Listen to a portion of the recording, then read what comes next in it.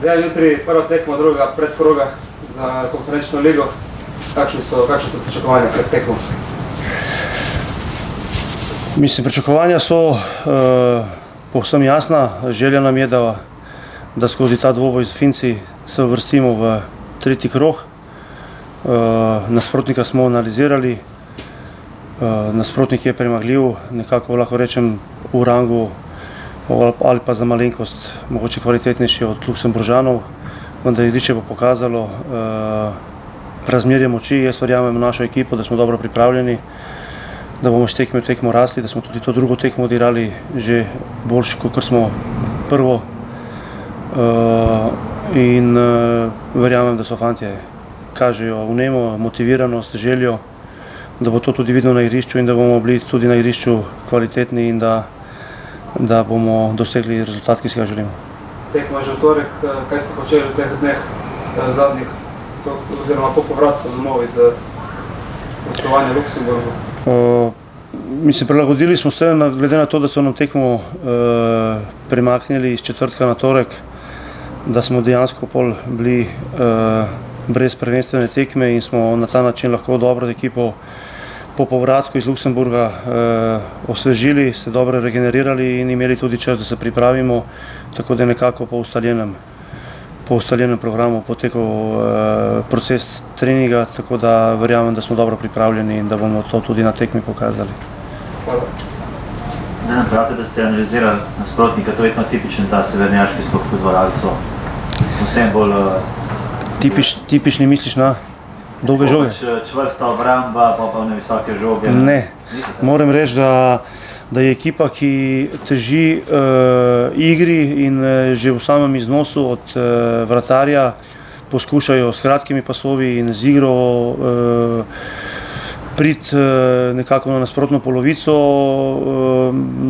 Ne bi rekel, da je čisto tipično, da igrajo čisto na dolge žoge, so tudi pač dolge žoge, ko igrajo na špico, ampak težijo k temu, da igrajo, tako da jaz tudi vidim neko priložnost v temu, da mi z neko agresijo poskušamo jih prisiliti do neke napake in da po odvzetih žogah lahko direktno na njihovo zadnjo vrsto. Ampak bomo videli, tudi v tekmi z Luksemburžani je bilo po analizi, po pričakovanju, po vseh tekmah, ki so jih igrali, tudi bilo igra v iznosu, pa so potem in tukaj in v Luksemburgu dejansko vse začenjali z dolgo žogo od vratarja. Tako da eno je, kar igrajo v tem prvenstvu, pa kar se pripravljaš na njih, drugo je pa pol, ko prije tekma. Tako da tudi oni se na nas pripravljajo, pa mogoče se tudi pol drugače odločijo. Tako da po analizi so ekipa, ki hoče igrati. Oni so že v pogonu, to je prednost za njih verjetno.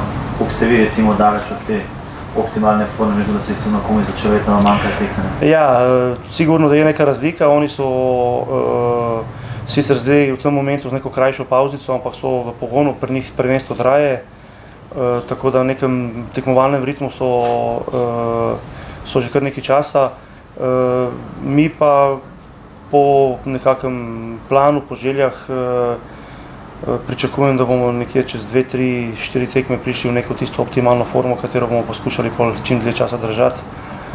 Kakor sem že rekel, skozi zadnje tekme, pa tudi skozi te zadnje dve smo že pokazali, da malo rastemo in mi si pač tako smo tudi nastavili in verjamem, da bomo tudi zdaj iz teh tekem rasli in da bomo čez 3-4 tekme dosegli neko to raven, ki si jo želimo. Kadrovsko imate še težave, prvi evropski tekmi, oziroma dve tekmah, ali vse brez težav? Ne, to, kar smo odigrali prvi dve tekmi, so vsi fantje zdravi, vsi so na razpolago, nimamo nobenih težav. Tudi verjamem, da bo tako ostalo, tudi po zadnjem testiranju. Tako da ja, to je, tudi tisti, ki so bili odsotni, se počasi so že v pogonu s prvo ekipo, tudi tako da bomo tudi na njih lahko računali, tako da ni nobenih problemov. Še en komentar prestopa vašega igralca Svetlina od Celja, vam je žal po trenerju, da ste izgubili ta mladega fanta? Mislim, žal, Tamar je je velik potencial, Mislim, da je dobil vso podporo pri nas, da je v zadnjih 2 letih, oziroma jaz bom rekel v mojem obdobju, imel maksimalno zaupanje, podporo, odigral skoraj da vse tekme. Na ta način si je priboril status, da je bil že v mladi reprezentanci kot najmlajši član na Evropskem prvenstvu, da bo stalni član zdaj. On je imel neke sicer želje, da bi tle imel nekako drugo vlogo oziroma večji pomen, kar jaz mislim, da v tem momentu ni še sposoben bil dajati, posebej ob temu, da imamo mi tukaj še enega takega lidera, kot je Ibričić. On v teh zadevah je bil mogoče malo manj razumevajoč, ampak ko potegnemo črto, mislim, da smo mi za njega ogromno naredili, da je tudi klub izpeljal dober transfer.